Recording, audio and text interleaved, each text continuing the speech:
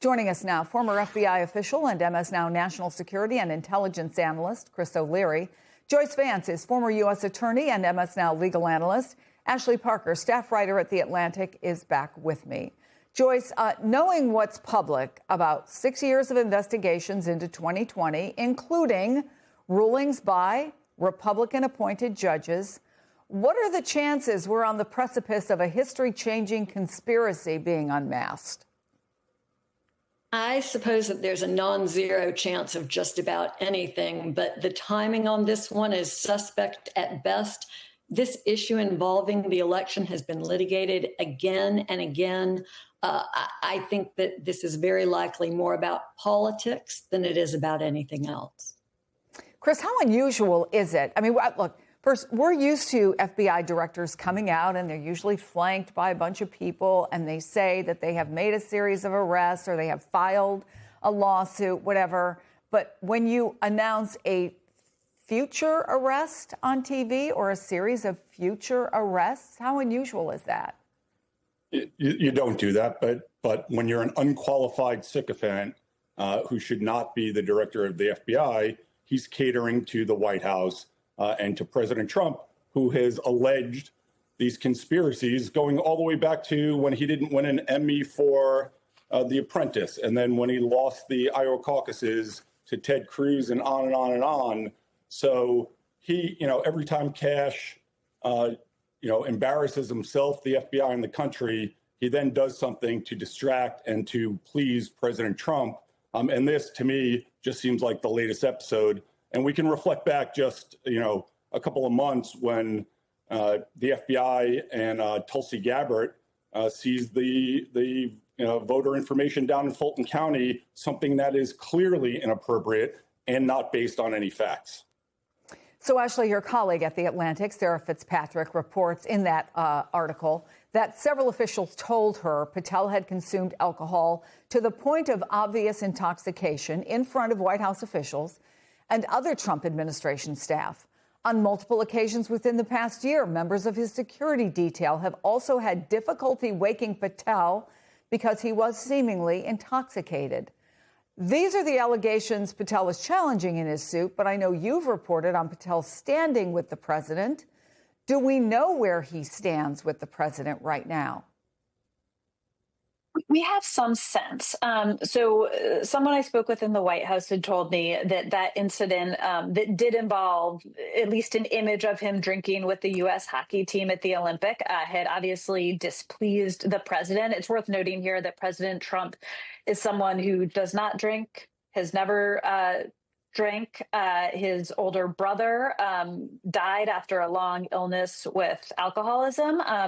And so it's something in general, substance abuse, alcohol, that the president does not like. He doesn't like to see his aides engaging in that. And again, we don't know how much he was drinking there. There was just that one image, but I know the president was upset or displeased, as it was put to me, about that one image. And then generally, when Pam Bondi was pushed out as attorney general, we heard rumors that there were other people in the White House who were also going to be next to go. And one of those was Kash Patel. And in talking to several senior officials at the White House, they basically did not wave me or my colleagues off of his name being on that list. But they also said, there's nothing imminent. It's not like he's getting pushed out tomorrow. But yes, he is one of this handful of people serving the president who there have been ongoing, slow-moving discussions about when is the appropriate time for them to leave.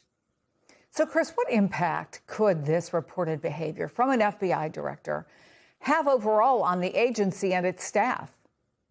Well, I'll tell you, there is no trust and confidence in Kash Patel's abilities within the FBI, but also, across the law enforcement community in the United States, the intelligence community, and our international partners. The FBI has been effective since its birth in 1908 because it builds strong partnerships and it sets a standard for professionalism with law enforcement and intelligence. And all of that has been abandoned with the actions and the clown car sideshow of Kash Patel. I mean, frankly, people within the FBI think he's a dumpster fire.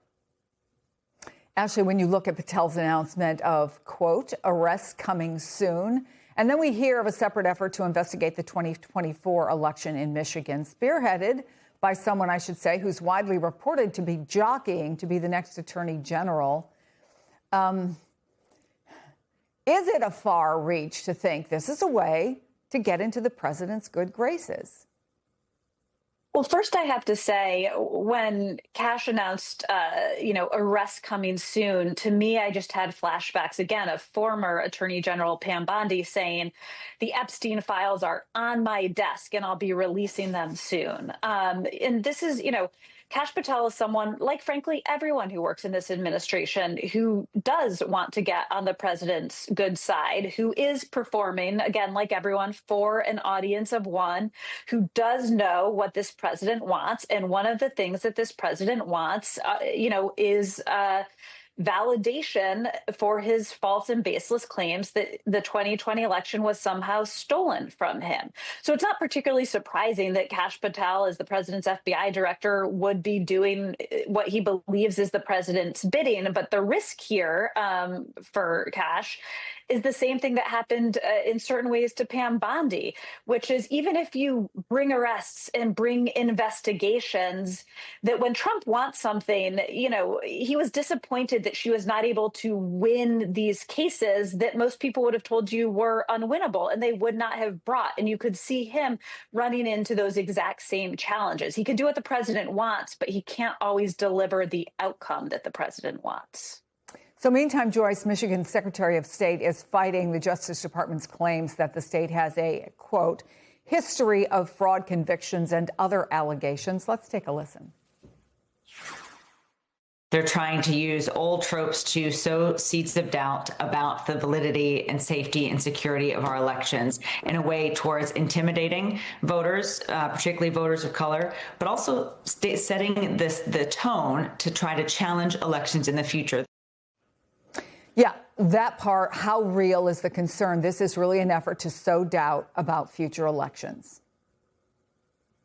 Well, much like what Ashley was just talking about, where we saw Patel do something that no FBI director should ever do, which is essentially discussing ongoing grand jury proceedings and suggesting that indictments were forthcoming, something that's right on the tip of being a federal felony, in addition to something that violates DOJ policy.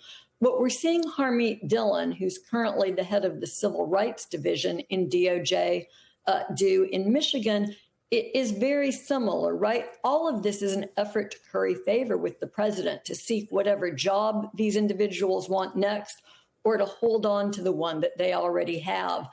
And in going after voting records in Detroit, Dillon is, of course, playing into one of the president's future goals for upcoming elections, to sow so much doubt about their integrity that if his party loses, he can say that it was the result of fraud.